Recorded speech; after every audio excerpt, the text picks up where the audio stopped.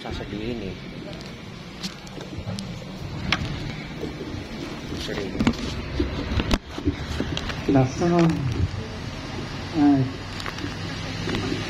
And good afternoon din po sa lahat ng ating mga bisita. Salamat po sa inyong oras para sa ating minamahal na si Hyra and Hyra and Har. Ang marriage na ito ay celebrated in a Catholic way. In other words, kung ano yung standard ng simbahan sa pagkakasal, ayun po ang matutupad.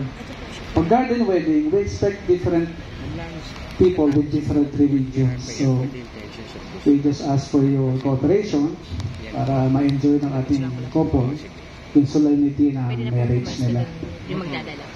Pero today, our message is about marriage.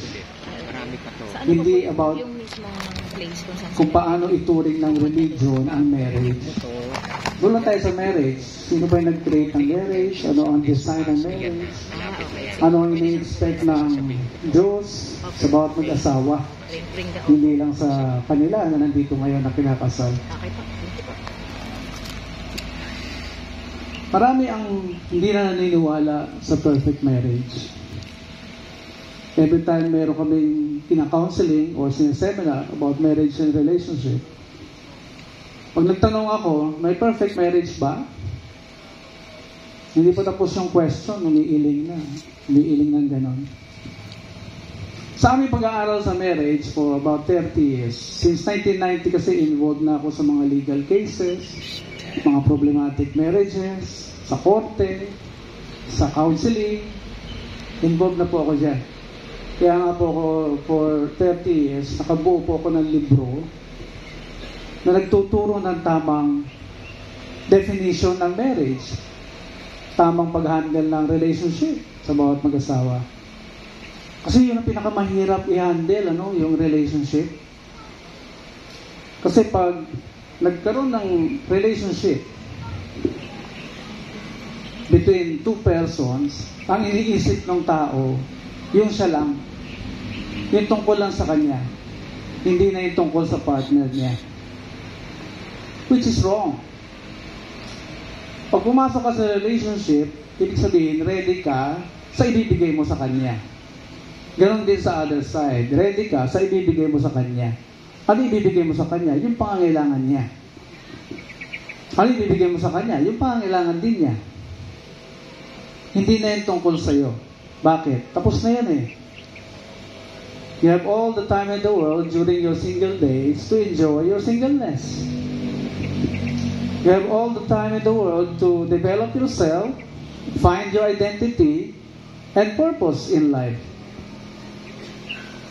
Pag pumasok ka na sa relationship, ibig sabihin, nag-asawa ka bigla or nakapag-girlfriend ka bigla without identifying your purpose yet, without knowing your identity yet, magi-struggle ang relationship ninyo. Because ang focus mo lang ay achieving your goal, your personal goal. Kaya yung kabilang side na umaasa sa'yo, hindi niya matanggap yung kailangan niya because nakafocus ka sa sarili mong goal. And sa study ko sa pag-iisip ng Diyos, kung paano mag-isip ang Diyos, napansin ko, lahat pala ng sasabihin niya ay proseso. Walang shortcut. Laging proseso. If you remember, there was a Pharisee nagtanong sa kanya, ano ho ba ang pinaka-importanting o greatest commandment? Sinagot niya ng dalawang sagot because the question requires two answers. Because sa dami ng batas na pinapasunod nila, almost 660, ano doon yung pinaka-greatest? Sabi nung nagtanong na Pharisee. Ang sagot ni Jesus, love the Lord thy God with all thy heart, with all thy mind, with all thy strength, with all thy heart and mind. And the second is like unto it. Sabi niya, love your neighbor as thyself. Pinag-aralan ko mabuti.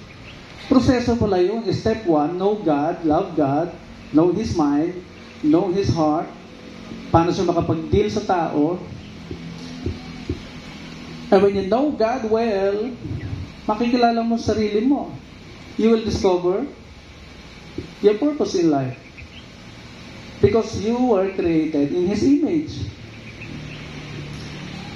The once na makilala mo sarili mo, you will love yourself.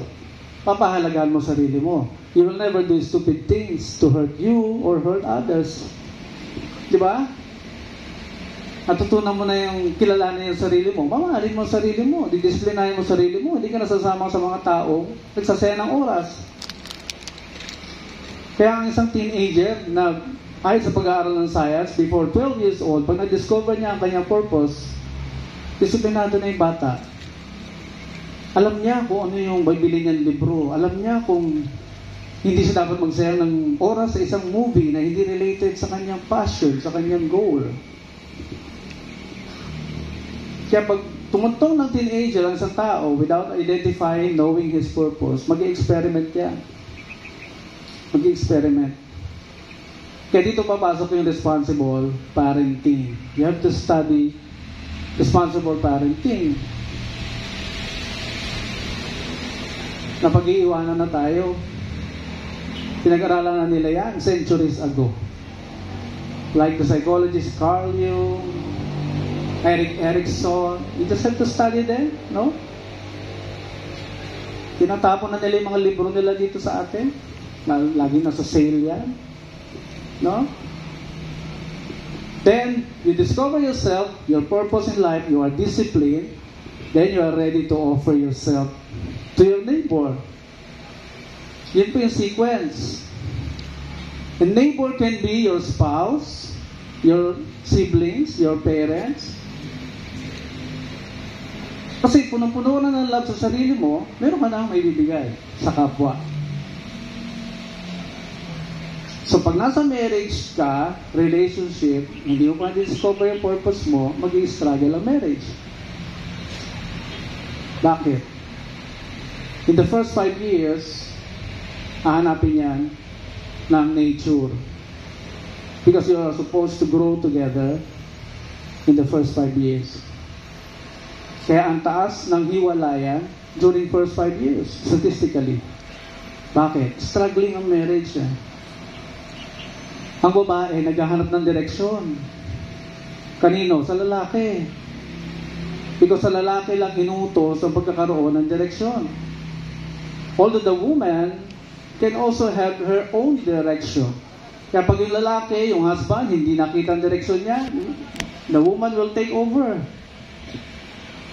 Siya magpapatakbo ng marriage. And husbands, you will never like that. No? Hindi nyo magugustuhan na didiktahan kayo ng babae. Ha?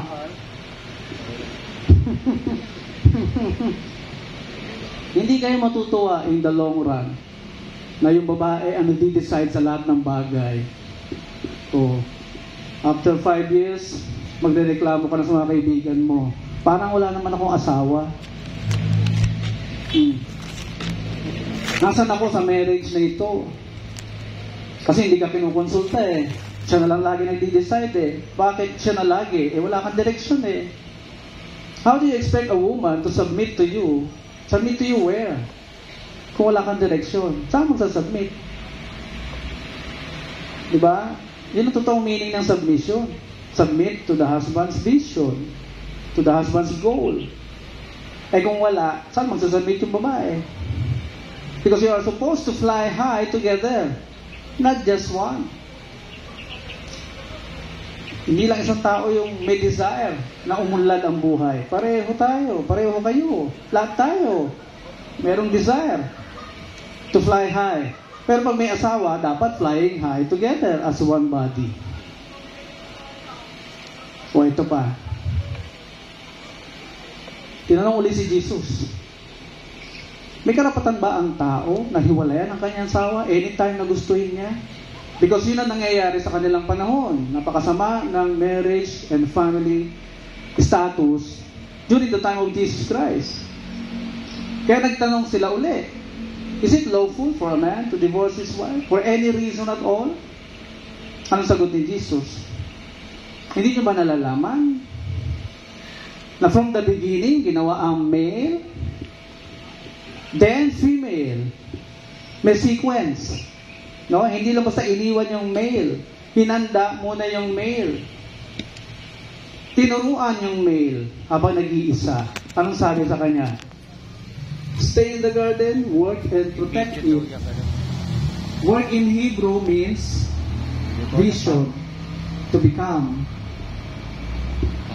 To become. Kung ano ka, magiging successful na engineer ka ba, doctor ka ba, or carpenter, or fisherman, or whatever.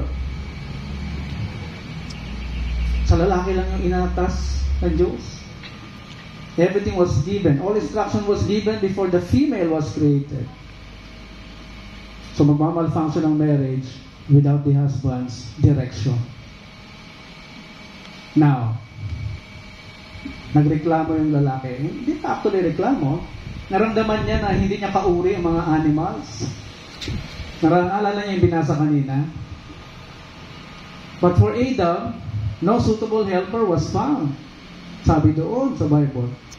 Just imagine the frustration. Lord, hindi ko naman kauri itong mga animals. Hindi ko naman magkaintindihan. So in response to that, pinatulog siya. At hinugot ang babae sa kanyang tadyang. Bakit hindi sa lupa ginawa ang babae? Pwede naman sa lupa din, pero hindi ginawa ng Diyos. Sa tadyang siya kinuha ng lalaki para maintindihan daw ng bawat lalaki mag-aasawa, yan ay anak mo, yan ay baby mo. Galing sa katawan mo yan. That's why every woman has the feeling na gusto lagi pinapamper sila. Gusto lagi hindi pinapaiyak. Gusto lagi busog. Gusto lagi hindi nagugutom, hindi pinapasayaran ng lamok.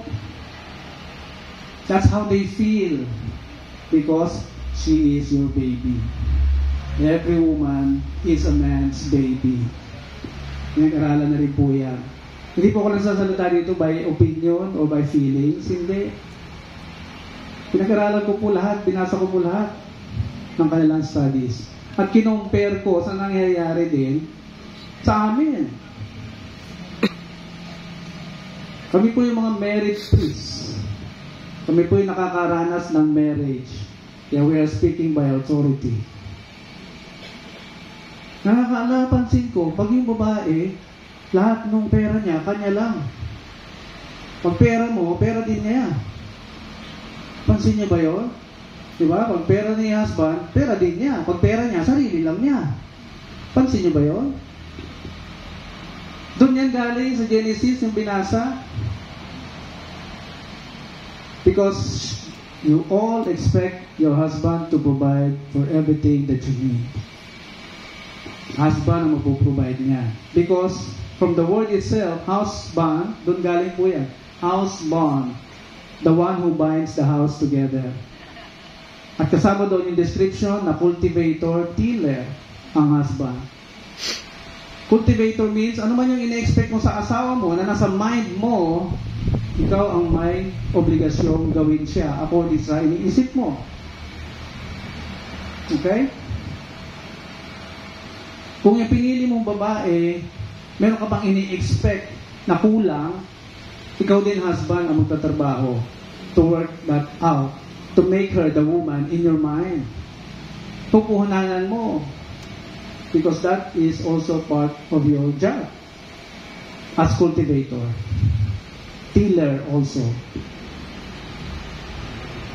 So, huwag kayo magtampo kung sila ay ipon ng pera on their own. Alam niyo ba, wives, ba't kayo nag-iipon ng pera? Gusto niyo rin maintindihan kung bakit? Hindi sa takot kayong iwanan, huwag pasukan ng toxic ang inyong utak. Na nagre-ready kayo, pag iniwanan kayo ng husband nyo, kaya nag-iipon kayo ng pera. No. Lason yan sa isip. Alam niyo ba yung pera tinatabi nyo, yung inaangkin nyo lagi? Yan yung tatakbuhan din ng asawa nyo pag sila ay nagupit. Because you are described as helper by God. And helper in Hebrew means ezer. And ezer used by God in different situation kung saan tumatakbo ang tao sa kanya for help. God has different names according to situation. And that includes Ezer, takbuhan sa oras ng pangailangan.